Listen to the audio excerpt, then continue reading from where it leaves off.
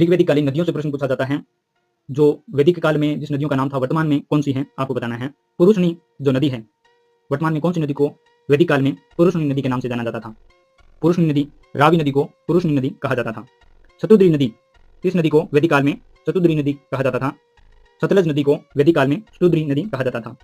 विपाशा नदी वैदिक काल में किस नदी को कहा जाता था। विपाशा नदी, व्यास नदी को विपाशा नदी वैदिक काल में कहा जाता था। अस्किनी नदी, अस्किनी नदी के नाम से वैदिक काल में किस नदी को कहा जाता था। चिनाब नदी को अस्किनी कहा गया।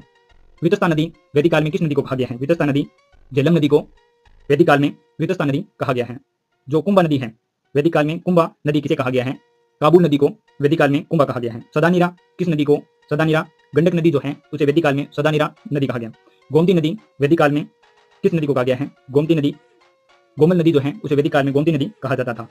सुषमा नदी जो है, सुषमा किस नदी को कहा जाता था। सुषमा, सोहन नदी को सुषमा नदी कहा जाता था।